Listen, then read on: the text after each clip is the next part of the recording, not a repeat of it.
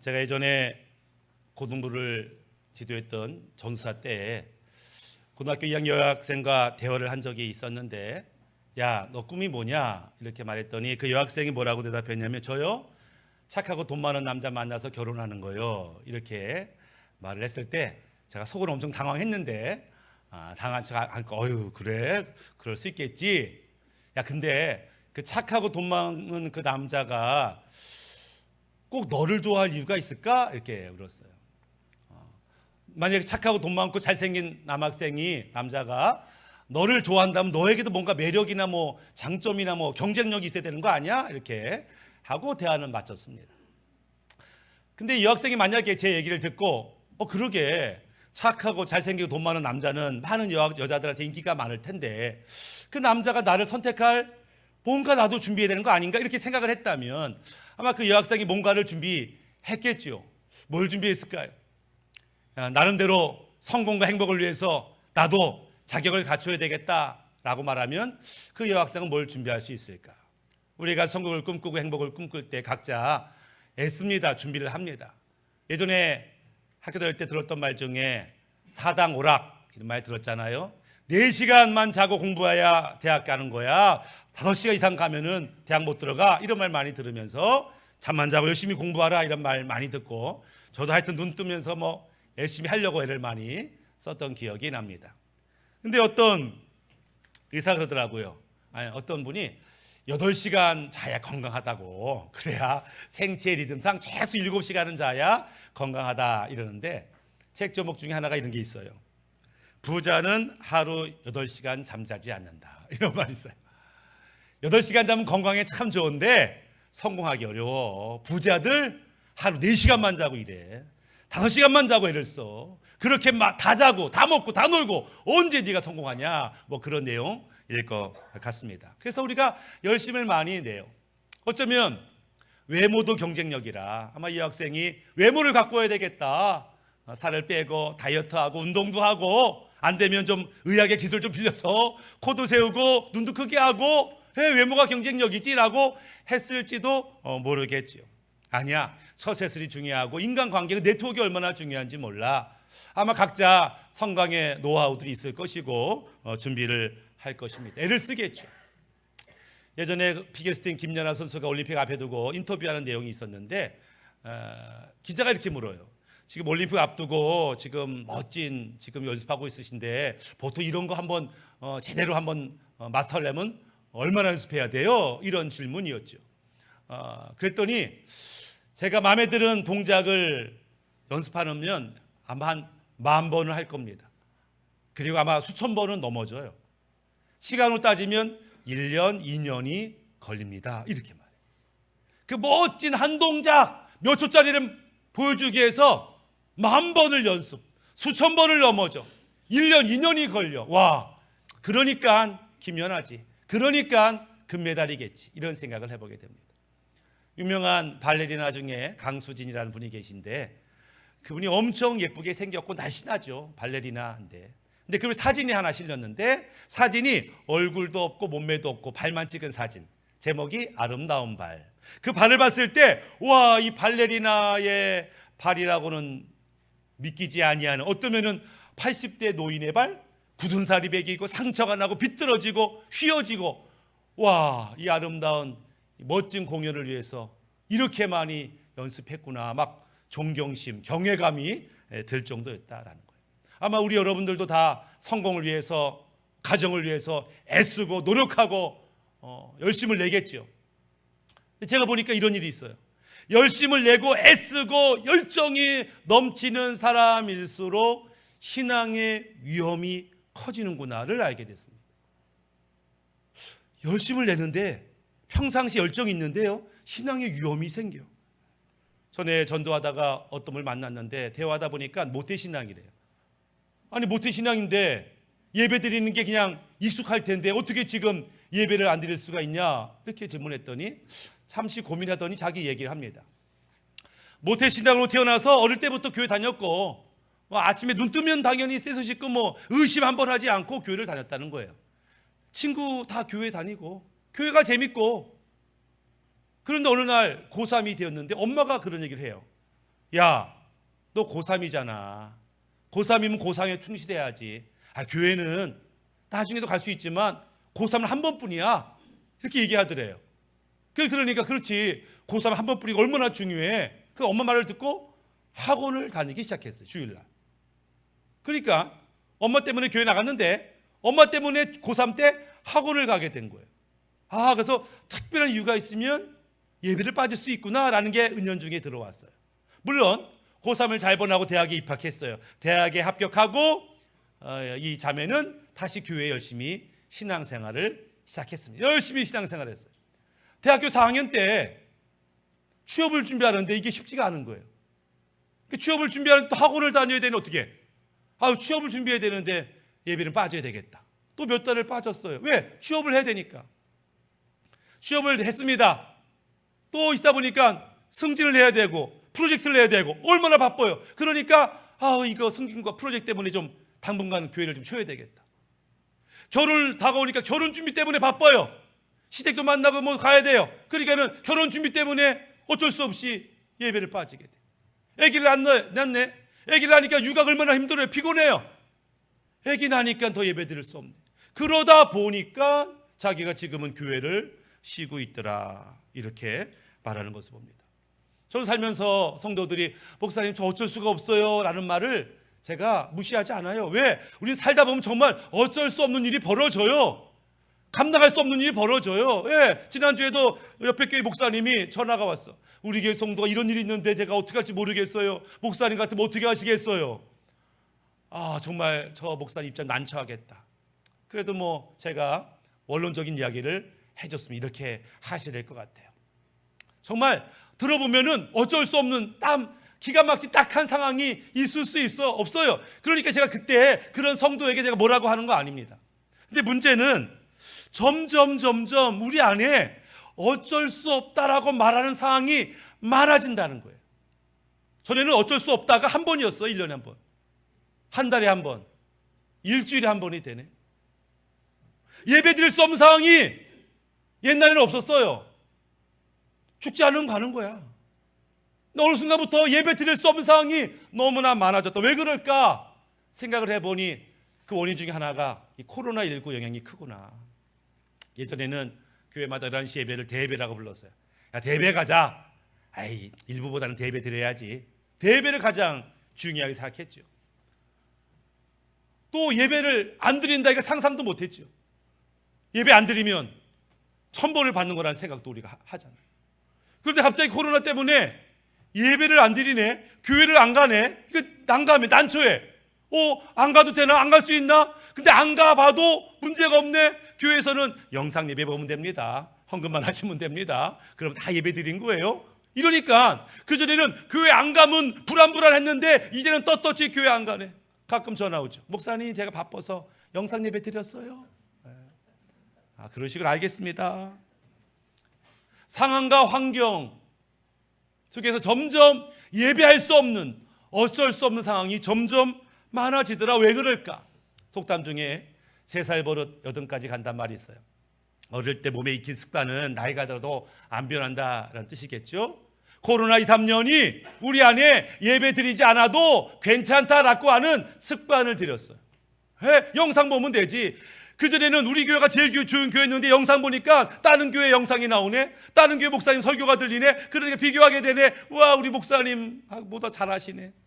뭐 내용이 좀 다른데 이상한데 비교하게 되고 비판하게 되고. 교회 안 가도 얼마도 신앙생활 했다고는 그런 생각이 점점 많아지게 되는 것을 보게 돼요. 요즘 맘만 보고 인터넷만 키면 수많은 설교, 수많은 성경 공부를 보게 되죠. 그런데 문제는 뭐냐면 그렇게 영상으로 찾아봐도 마음에 감격이 없고 생명이 없어요. 그런 말이 있습니다. 홍수가 있을 때 마실 물이 없다. 사방에 물이 가득해요. 근데 더러운 물, 오염물된 물, 정작 생수가 없어서 사람들이 죽어가요. 인터넷에 가면은 수많은 설교와 말씀이 있어요. 그런데 나한테 생명이 되지 못해요. 왜 그럴까? 당연히 거기도 생명이 있을 텐데, 왜냐하면 내 안에 말씀에 대한 사모, 예배에 대한 사모, 교회에 대한 사랑이 많이 식었기 때문에 그 은혜를 다시 경험하지 못하게 되더라. 이런 생각을 하는 중에 갑자기 다윗이 떠올랐습니다. 다윗에게 별명을 지어준다면 뭐라고 지어줄까 생각하다가 예배자 다윗이라고 해야 되겠다. 예배자 다윗. 하나님은 다윗을 볼 때 뭐라고 말씀하실까? 야, 저 총구석에서 성공한, 개천에서 용났네. 야, 그 꼬맹이 다윗이 왕이 됐어. 쟤는 인생 성공했어. 훌륭해, 훌륭해. 하나님이 그렇게 평가하실까? 근데 하나님도 다윗을 볼 때 개천에서 용난 자로 보는 게 아니라 예배자로 보신다는 거예요. 오늘 본문의 말씀 15장 16절. 이후에 내가 돌아와서 다윗의 무너진 장막을 다시 지으며 또 그 허물어진 것을 다시 지어 일으키리니. 하나님이 다윗을 생각하시면서 다윗의 무너진 장막, 다윗이 근데 그 장막에서 뜨겁게 예배했지. 나를 사랑했지. 그의 고백을 내가 듣고 싶다. 다시 한번 다윗의 장막을 세워서 다윗의 영성을 가지고 예배하는 자를 내가 보고 싶다. 이렇게 말씀하는 것을 보게 됩니다. 어떻게 다윗은 하나님이 기뻐하는, 아니 하나님이 감동받을 만한 그런 예배를 드릴 수 있었을까? 사실 다윗의 삶을 보면요, 예배할 수 없는 상황이 너무 많아요. 어린 다윗은 목동이었습니다. 목동은요 천한 직업이에요. 한번 집 나가면요 일주일씩 집에 못 들어옵니다. 아니 한 달씩도 집에 못 들어와요. 근데 광야에서 먹고 자고 씻고 하는 거예요. 꼬질꼬질한 냄새. 교육받지 못한 다윗 어떻게 성전에 가서 예배를 드려요? 그거는 상황적으로 불가능했어요. 그러니까 출세하나 싶었어요. 근데 갑자기 왕이 그를 미워하고 시기하고 의심하고 갑자기 도망자가 돼서 10여 년을 그냥 떠돌이 생활을 해요. 언제 잡혀 죽을지 모르는 상황, 그런 예배할 수 없는 상황이었어요. 그러나 그 광야에서도 하나님께 예배를 드립니다. 그가 하나님의 은혜로 왕이 됐네. 왕이 되었지만 수많은 전쟁이 그걸 기다려요. 야, 사울이 죽고 어린 다윗이 왕이 됐네. 지금이 적기야. 수많은 전쟁이 날마다 일어나니까 이 전쟁 중에 있는 다윗이 어떻게 예배를 드리겠어요? 그렇지만 다윗은 거기서 예배를 드려요. 수많은 배신, 동료가 배신하고 신하가 배신하고 심지어 자식 놈들이 아버지를 죽이겠다고 반역을 깨하는 상황. 어떻게 그가 마음 편하게 예배 드릴 수 있겠어요? 그러나 다윗은 예배할 수 없는 장소, 예배할 수 없는 상황에서 하나님께 예배했다라고 하는 거예요. 어떻게 다윗은 예배할 수 있었을까? 우리 같으면 얼마든지 변명하고 핑계대고 지금은 때가 아닙니다. 나중에 상황 좋아지면 얘기하겠습니다. 이럴 텐데 어떻게 다윗은 그런 예배를, 하나님이 감격하실 만한 예배를 드렸을까? 시편 57편에 다윗이 이렇게 고백합니다. 하나님이여 내 마음이 확정되었고 내 마음이 확정되었사오니 내가 노래하고 내가 찬송하리이다. 하나님 이제 제가요 마음을 정하겠습니다. 아니 제가 이제 마음을 확정합니다. 이제 어떤 상황에 있어도 저 예배하겠습니다. 어디에 있든지 저 예배하겠습니다. 아버지 하나님, 제가 억울한 일, 속상한 일, 절망한 일 당할지라도 하나님께 온전한 예배를 드리기로 제가 마음을 확정합니다. 이렇게 고백하는 거예요. 온전한 예배는 마음을 결단하고 확정할 때, 선택할 때 이루어지는 겁니다. 우리가 온전한 예배를 드리겠다고 확정하지 않으면 그 예배를 드릴 수가 없어요. 우리 날마다 상황 되면, 기회 되면, 가능하면 나중에 그 마음을 확정한 게 아닙니다. 마음을 확정할 때 하나님의 그 예배의 축복이 있고 예배의 은혜가 있는 것을 보게 됩니다. 많은 사람들이 성공을 위해서 애를 많이 쓰죠. 애를 많이 쓰는데 많이 써도 행복하지 않다는 게 문제예요. 내가 볼 때 성공했어요. 다 가졌어요. 이름도 날렸어요. 근데 정작 본인은 행복하지 않아. 왜 사람들은 성공했는데 행복하지 않을까? 그 이유가 뭘까? 사람들이 궁금해합니다. 예전에 EBS 교육방송에서 다큐멘터리 하나 찍었는데 제목이 마더 쇼크라는 내용이었어요. 그 내용 중에 이런 내용이 있습니다. 애를 가진 학부모들이 모여서 애들이 막 놀고 있어요. 그래 학부모들이 모였어. 근데 학부모들은 외국인 학부모가 있었고 한국인 학부모가 있었어요. 그래서 이 외국인과 한국인 학부모들을 모아놓고 실험을 하나 했습니다. 게임을 시킨 거예요. 게임을 시키면서 언제 즐겁고 언제 슬프고 언제 감정의 변화, 기쁨의 변화를 보는 그런 게임이었어요. 외국인 학부모들은요, 언제 기분이 좋아지냐? 점수를 땄을 때. 오, 내가 땄어. 이겼어. 그럼 막 기분이 좋아지고 막 좋은 호르몬이 나와. 근데 한국 사람은 점수를 땄는데 호르몬이 별로 안 변해. 점수를 잃었는데도 호르몬이 안 변해. 뭐야? 승패에 연연하지 않아. 대인배. 그런데 갑자기 호르몬의 변화가 있고 막 기쁨이 막 갑자기 호르몬이 다운되고 막 슬퍼져. 그 이유가 원인이 뭐지? 점수가 아니야. 봤더니 내 친구보다 높으면 기분이 좋아. 옆에 있는 사람보다 낮으면 기분이 나빠. 한국 사람은 그냥 내가 더 땄다, 더 많이 가졌다로 기쁜 게 아니고 쟤보다 많이 가져야 기뻐. 쟤보다 더 높이 올라가야 기뻐. 아무리 많이 가져도 쟤보다 못 가지면 슬퍼. 저는 네팔에 갔더니 네팔의 사람이 저한테 묻더라고. 그 목사님, 그 한국 사람들은 월급 얼마 받아요? 우리는 평균 한 20만 원 받는 것 같은데 한국 사람은 월급이 얼마나 돼요? 그래서 글쎄 평균 한 350만 원 되지 않을까 했더니까 그렇게나 많이 받아요. 다들 부자네. 아이고 한국 사람들 걱정 근심 없겠네. 이렇게만. 그래가지고 350만 원 받으면 이제 걱정 근심 없이 해피하게 사나? 우리 가운데 350만 원 더 받는 분 있죠? 근데 행복하세요? 350만 원 가지고 행복한 사람 많지 않을 것 같아요. 왜? 옆집 아저씨가 500만 원 받거든. 처음에 200에서 300 받았을 때 기뻤겠지. 350 평균 받았을 때 기뻤겠지. 근데 500을 받았네 옆집 아저씨가. 당신은 뭐 하는 거야? 제대 일도 안 하고 왜 이것밖에 못해? 여전히 만년과정. 옆집 아줌마도 부장이야. 이러면서 비교하면 불행하게 되는 것을 보게 됩니다. 왜 성공했는데 왜 기뻐하지 못해요? 얘보다는 못했으니까. 얘보다는 늦으니까. 내가 볼 때 한국 사람들은 한국에 태어난 것만으로 이미 성공한 거예요. 만약에 내가 오늘 잠잘 집이 있고 혹시라도 집에 차가 있고 혹시라도 자녀가 있으면 그 집안은 성공한 집안입니다. 성공한 집안이 성공했으면 뭐 해야 돼요? 감사해야지요. 성공했으면 이 성공을 누려야지요. 그러나 감사하고 누리는 사람이 많지 않더라. 다윗에게 하나 꿈이 생겼습니다. 어떤 꿈이 생겼냐면은 어느 날 왕궁을 오다 보니까 하나님의 성막이 보였는데 얼마나 초라한지. 지금 다윗 시대에 있는 그 성막은요, 몇백 년 전 모세가 광야에서 만든 천과 가죽으로 만든 몇백 년이 지났으니 얼마나 낡았겠어요. 갑자기 죄송한 마음이 들었어. 아이고, 난 이 화려한 왕궁에서 이렇게 편하고 잘 사는데 우리 하나님의 성막은 이게 뭐야? 안 되겠다. 내가 최고로 멋진 하나님의 성전을 지어드려야겠다. 뭐로 지을까? 황금으로 지을까? 막 하나님의 성전을 짓고 싶은 마음에 막 들떴어요. 최고로 멋진 성전. 하나님이 얼마나 사랑하셔? 갚아드려야지. 이런 마음이 있었겠죠. 그런데 하나님께서 다윗, 넌 못 지어. 넌 안 돼. 왜요? 네 손 너무나 많은 피를 흘렸기 때문에 성전을 짓기는 합당하지 않다. 다윗이 속상했어요. 오랜만에 품은 꿈인데, 소원이었는데 이게 선한 꿈이잖아요. 이게 나쁜 꿈이 아니잖아요. 근데 하나님이 안 된다라는 거예요. 낙심했어요. 하고 싶은데도 못하는구나. 서운했어요. 그렇게 낙심하고 서운한 다윗에게 하나님이 하나님의 비전을 보여주십니다. 비전이라는 게 뭐냐면, 비전이라는 게 하나님의 계획을 보여주는 게 비전이에요. 비전은 봤다는 거예요. 하나님의 마음과 하나님의 계획을 봤다. 나 비전 봤다. 비전이라는 뭐예요? 하나님과 계획과 마음에 내가 동참하고 싶다. 이게 비전이에요.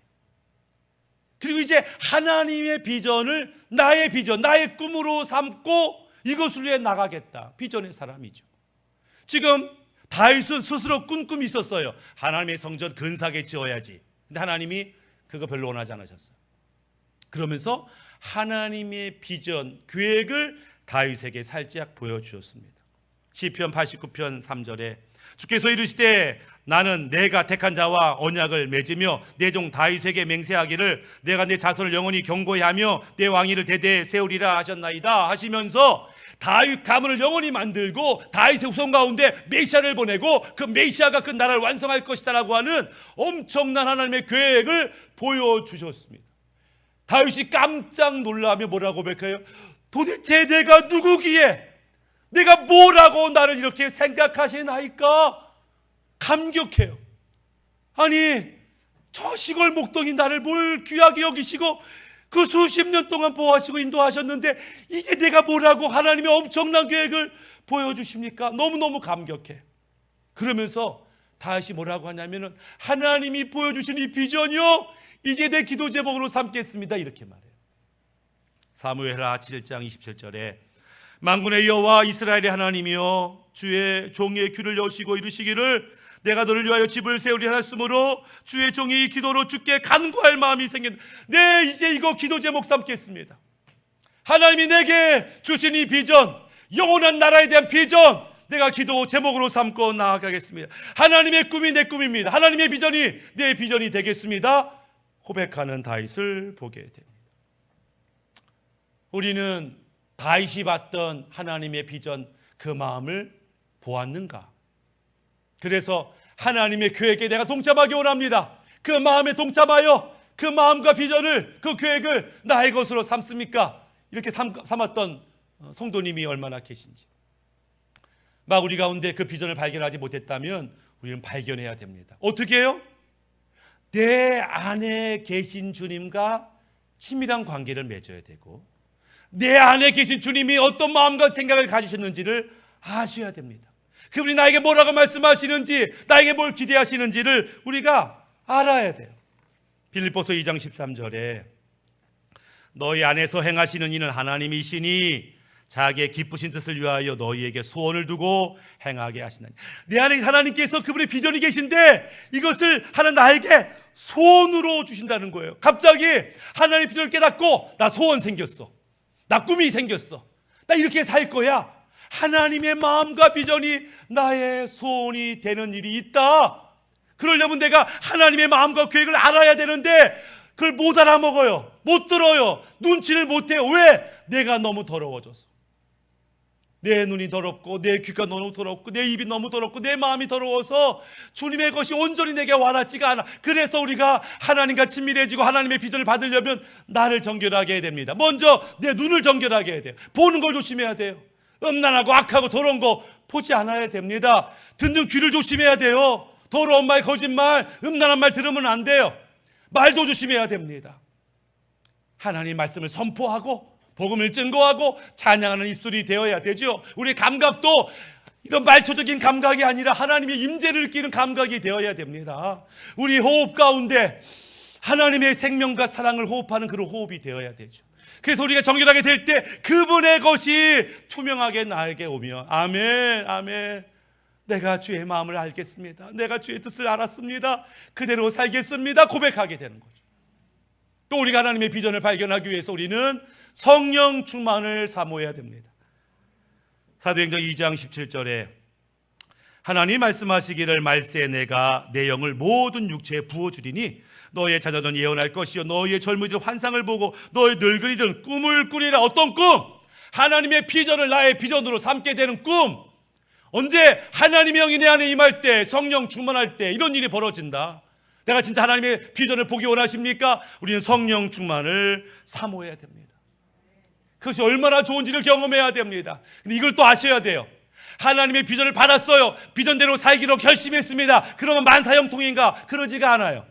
세상이 비웃기 시작하고 조롱하기 시작합니다. 야곱의 아들 요셉은 꿈꾸는 사람이었는데 그 꿈은 요셉이 스스로 만든 꿈이 아니에요. 하나님이 보여주신 꿈이에요. 하나님의 계획을 요셉에게 알게 하셨어요. 어린 요셉은 철없으니까 막 자랑하고 다녔어요. 아버지, 어머니, 형들, 나 이런 꿈 꿨어, 이런 비전 봤어, 자랑했어요. 형들이 그 동생을 미워했습니다. 싫어했어요. 잘난 체하는 동생이 좋게 보이지 않았어요. 그렇지 않아도 아버지가 이 동생만 사랑하고 동생만 좋은 옷 입히고 일도 동생을 안 시키고 꼴불견이었어요. 미워했어요. 그런데 하나님의 비전을 봤다고 자랑하니까 화가 났어요. 어느 날 형들이 모여서 회의합니다. 뭐라고요? 야, 우리 쟤 한번 죽여보자. 쟤 죽고도 그 비전 이루어지나 한번 보자. 이렇게 말해요. 창세기 37장 19절에 서로 이르되 꿈꾸는 자가 오는도다. 자, 그를 죽여 한 구덩이에 던지고 우리가 말하기를 악한 짐승이 그를 잡아먹었다 하자. 그의 꿈이 어떻게 되는지를 우리가 볼 것이니라. 하나님 비전을 얘기했더니 그래? 내가 이렇게 해도 그 비전 이루어지겠냐? 내가 이렇게 해도 너 그거 이룰 거냐? 조롱하고 시비 걸고 미워하는 세상을 보게 된다라고 하는 거예요. 우리가 하나님의 비전을 받는 건 너무너무 귀한 일이지만 그 즉시 고난과 환난이 시작이 돼요. 아니, 동생이 하나님의 비전을 품었더니 형들이 그를 죽이려고 해. 남편이 하나님의 비전을 품었더니 아내가 이혼하자고 그래. 자식이 하나님의 비전을 품었더니 부모가 아주 철없다고 그래. 세상 물정 모른다고 핀자를 줘요. 예, 하나님의 비전이 귀한 거지만 세상이 조롱하고 마귀가 가만두지 않아요. 마귀가 야, 니까지 무슨 하나님의 비전이야.